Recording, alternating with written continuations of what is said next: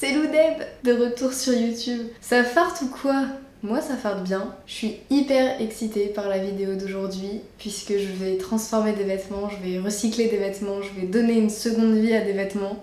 Il n'y avait pas besoin de dire autant de synonymes. Et je suis d'autant plus excitée parce que je vais utiliser une technique jamais vue sur ma chaîne, la teinture textile. J'ai décidé que j'allais transformer une tenue blanche et chiante en une tenue colorée et incroyable à l'aide de la teinture Ideal Textile.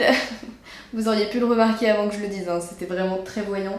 Moi quand on m'appelle et qu'on me dit « Allô Loudeb, tu veux être payé pour teindre des vêtements dans une vidéo ?»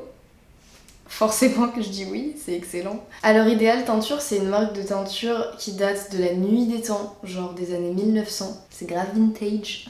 Mais en soi, le concept de teindre des vêtements, il est hyper d'actualité dans ce monde où de plus en plus de gens essayent de faire attention à leur consommation, de prendre mieux soin de leurs vêtements pour les garder le plus longtemps possible. Grâce à la teinture Ideal Textile, vous pouvez raviver les couleurs d'un vêtement passé par le temps au lieu de vous en débarrasser. Vous pouvez transformer la couleur d'un vêtement qui vous a lassé au lieu de vous en débarrasser. Et ça fonctionne pas que avec les vêtements, ça fonctionne aussi avec les textiles d'intérieur, vos housses de canapé, vos housses de coussins, vos housses de... Ça fonctionne sur toutes vos housses finalement. Et contrairement à la couture qui demande du matériel, du savoir-faire, de la patience qu'on n'a pas tous, la teinture textile c'est un moyen de se mettre à l'upcycling hyper simple et accessible. Enfin apparemment c'est simple hein, parce que moi j'ai jamais fait ça, à tout moment ça se finit en catastrophe. Donc écoutez, je vais filmer tout le processus et puis on verra à la fin de la vidéo si j'ai trouvé ça simple. Donc pour mon projet de transformer une tenue blanche en tenue colorée, j'ai fait quelques petits croquis que je me permets de vous montrer parce que franchement, futur styliste quoi, il n'y a pas de doute. Donc c'est cette tenue là qu'on va réaliser. J'avais hésité entre ces couleurs là et ces couleurs là mais finalement j'ai choisi ça. Et à côté c'est des petits articles bonus que j'ai envie de teindre aussi et j'ai fait quelques essais. Je vais vous présenter tout ça. Les articles susnommés blancs, c'est le thème. Pour la tenue complète je suis partie sur une base de chemise. Une chemise que j'ai eue à quelques euros en friperie dont je trouvais la coupe assez cool, mais c'est une chemise blanche quoi. Donc je vais lui donner un petit coup de folie en la teignant en orange, mais pas que. Je vais aussi lui coudre des empiècements en éponge rose. Qu'est-ce que l'éponge? Si vous ne savez pas, l'éponge c'est une matière qui ressemble fortement aux matières des serviettes de bain. Et j'avais cette serviette de bain ma foi totalement tachée par le sang de mes règles. J'ai des taches comme ça sur toute la serviette, donc c'est un peu dégueu tu vois. Et puis quand t'as des taches sur tes serviettes, bah t'en fais pas grand chose d'autre que les jeter. Donc moi je me suis dit, cette serviette là je vais la recycler en la teignant en rose pour en faire des empiècements sur ma chemise. Pour le bas, j'ai ce jean blanc trouvé en friperie pour 4 euros. La coupe est super cool. Comme la chemise, hein, la coupe est top, mais voilà quoi, le blanc, ça m'excite pas. Donc je vais le teindre en rose et ça fera un petit truc matchy avec les fleurs sur la chemise. Dans ma tête c'est cool, sur mon croquis ça a l'air cool, on verra si c'est cool à la fin de la vidéo.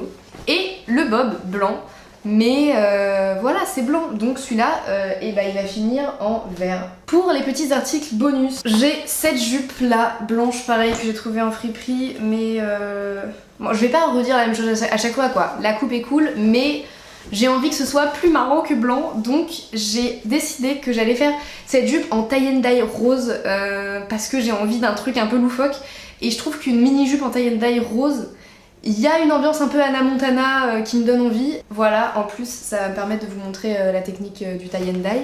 Ensuite j'ai cette paire de chaussettes blanches qui me permet de vous parler de vos chaussettes blanches. On sait tous qu'elles finissent toujours par ne plus être vraiment blanches. Et une paire de chaussettes blanches à moitié grises, c'est un peu cracra quoi. Donc, bon les miennes sont très blanches mais c'était pour vous donner l'exemple.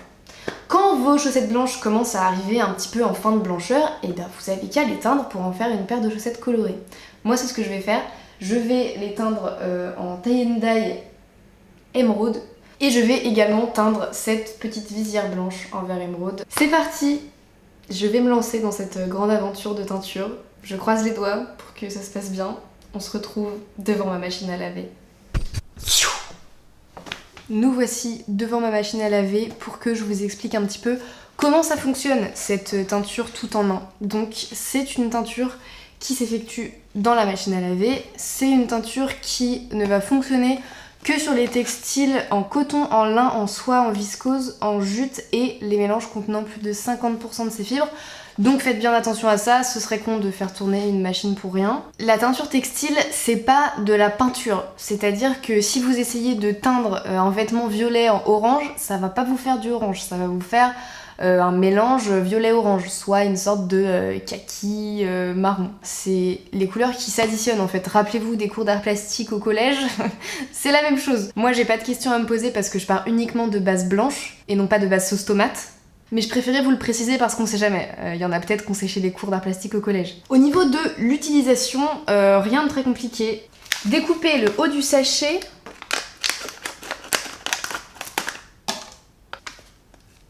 Je crois qu'il faut pas sentir.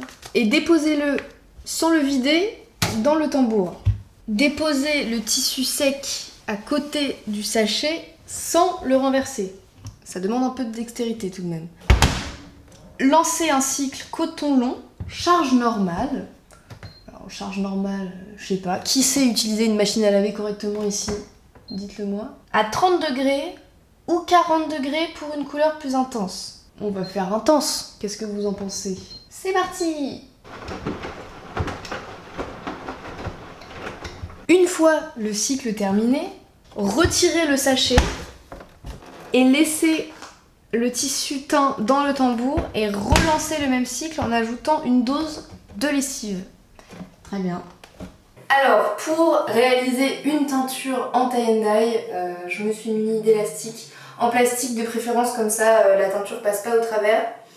On commence du centre du vêtement en faisant des torsades comme ça et puis après on va vers l'extérieur. Et une fois qu'on a fait la torsade, on prend l'élastique et on serre le plus possible pour pas que ça s'en aille pendant la machine. On dirait pas mais il faut quand même un minimum de force physique pour faire ça. Il y en a qui vont à la salle et puis d'autres qui teignent des jupes en tie and dye. Voilà, donc normalement vous obtenez une petite boule comme ça qui ressemble à un instrument de torture étrange. Je fais pareil avec les chaussettes et puis ça part en machine. Pour la teinture rose, vu que j'ai le jean, la serviette et la jupe en jean à teindre, je vais utiliser 3 boîtes. De toute façon, c'est précisé sur les boîtes pour combien de grammes de vêtements, quelle nuance vous allez obtenir. Jusqu'à 200 grammes, c'est foncé, de 200 à 400 grammes, c'est moyen, et de 400 à 600 grammes, c'est clair. Donc là, j'ai envie de plutôt un rose foncé, du coup, je vais mettre 3 boîtes. J'ai pas fait exactement les calculs, mais il me semble que 3 boîtes, c'est le nécessaire. Non, mais attendez, je suis pas sûre de mes calculs là. Genre, jusqu'à 200 grammes, c'est foncé. Et moi, étant donné que je veux un truc foncé, ça veut dire qu'il faudrait que j'ai 600 grammes. Mais j'ai beaucoup plus que 600 grammes là. À la pesée, ça doit faire... Je vendais des pommes sur le marché avec mon père quand j'étais petite et j'arrivais à savoir à peu près ça faisait combien 2 kilos. Ça, je dirais que ça fait 500 grammes. Ça fait 600 grammes. Donc on est déjà à 1100 grammes. Vous savez quoi? Je vais mettre 4 boîtes comme ça, on est sûr.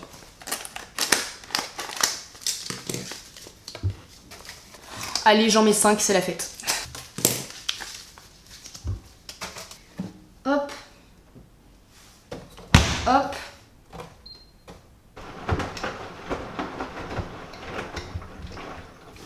Bon, ma serviette est bel et bien devenue rose et il est temps de découper les empiècements pour les coudre ensuite sur la chemise. Donc j'ai prédécoupé un patron en forme de fleur que je vous mettrai dans la barre d'infos. On va faire ça, c'est parti, il n'y a rien de très compliqué. On trace. Ça marche pas du tout. Ok, ça ne marche absolument pas. Peut-être qu'au stylo ça va fonctionner. Ah, c'est bon.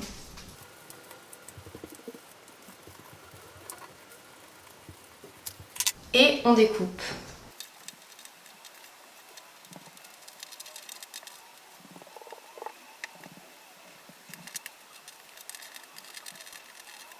Bon, j'en ai fait 8. Maintenant on va voir comment je les dispose sur la chemise. Bon, avant tout, cette chemise je la trouve un peu trop longue, donc je vais la raccourcir puis je ferai un ourlet à la machine.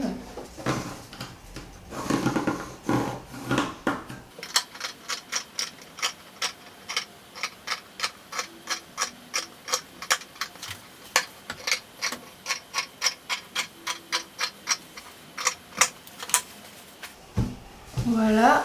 Et maintenant, on va placer les fleurs.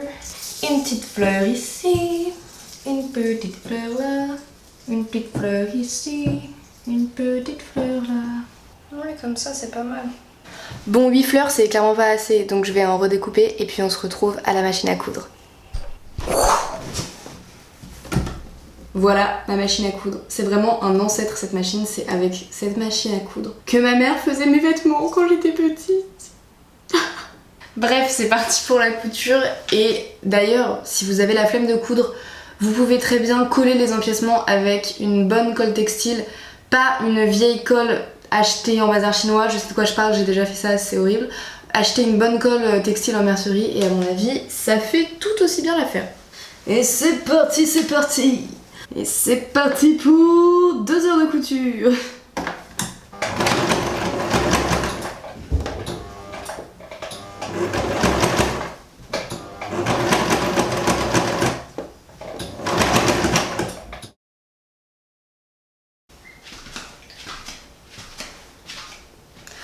Oyez, oyez! Ville manante et gente dame, jeunes métis et fumeurs de chichons défoncés, il est temps de vous montrer le résultat de mes créations.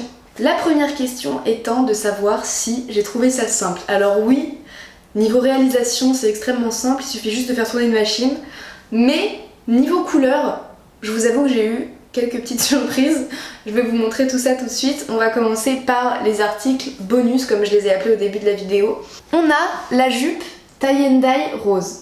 Comme vous pouvez le voir, le tie and dye n'a pas fonctionné. Enfin, si, a fonctionné exclusivement sur la poche arrière droite. Je sais pas pourquoi. Je sais pas ce que j'ai mal fait, mais en tout cas, c'est un flop pour ce tie and dye. Si on regarde vraiment de près, il y a quand même des nuances, mais c'est pas le tie and dye auquel je m'attendais quoi. C'est pas grave, on s'adapte et en soi la jupe est très mignonne. Ensuite nous avons les chaussettes. Alors là le tie and dye a hyper bien fonctionné. Le vert émeraude est super joli, y a rien à dire de plus, ça c'est réussi, j'adore. Nous avons ensuite la visière que je désire éteindre en vert émeraude, hein. Je l'ai mis dans la même machine que les chaussettes. Et what the fuck? Qui m'explique pourquoi elle est bleu ciel? Alors ça c'est vraiment ma plus grande énigme. Je ne sais pas, à mon avis c'est une question de matière, mais étant donné qu'il n'y a aucune étiquette qui m'indique la composition du tissu sur la visière, je peux pas vous dire. En tout cas c'est une bonne surprise puisque je trouve ce bleu ciel ma foi très mignon. Donc voilà pour la visière. Et passons à la dite tenue complète qui était le projet de base de cette vidéo. Je suis extrêmement contente du résultat. Je suis passée par beaucoup d'émotions durant sa création, mais dans la finalité, je suis plus qu'heureuse du résultat, donc je vais vous montrer ça. On a le bob vert. Voilà, le bob vert qui est vert, vraiment, il m'a pas fait de mauvaise surprise lui. Tout va bien, la couleur est hyper cool et il s'accorde plutôt bien avec le reste de la tenue. Le pantalon que j'ai teint en rose fuchsia mon pote. Ça c'est du rose, hein. Tu mets pas ça pour être discret. Mais c'est ce que je voulais exactement. La teinture a hyper bien pris, vraiment rien à dire, c'est trop beau et ça va aller parfaitement avec la chemise qui est concrètement la masterpiece de cette vidéo. Êtes-vous prêts à découvrir la masterpiece? Je suis trop fière de ma création. Alors au niveau de la couleur de la chemise, honnêtement c'est ça qui m'a fait un peu peur au début. C'est que je l'ai teint une fois, c'est ressorti genre saumon. Je me suis dit je vais le reteindre. J'ai mis masse de teinture orange et ça m'a pas donné plus foncé que ce orange clair là. Et en fait j'ai découvert que c'était parce que la chemise était composée de viscose, donc ça c'est ok, ça se teint, mais aussi de polyester à 30%. Donc quand on regarde de près dans le tissu, on voit qu'il y a des fils teints en orange assez foncé comme je voulais, qui sont donc les fils de viscose. Mais on voit aussi qu'il y a des fils blancs qui sont absolument pas teints, ça doit être les fils de polyester, donc dans l'ensemble de loin ça donne une chemise orange clair. Mais écoutez, une fois que j'ai cousu les fleurs par dessus, je me suis dit que c'était quand même vachement mignon, donc je suis très contente. Voilà, la tenue au complet est incroyable, je vais vous montrer ça portée. C'est parti!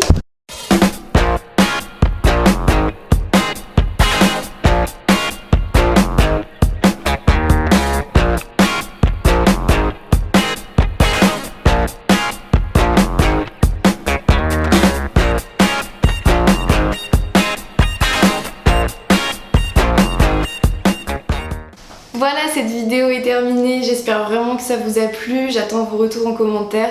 Moi je vous fais plein d'énormes bisous et je vous dis à très bientôt. Mouah.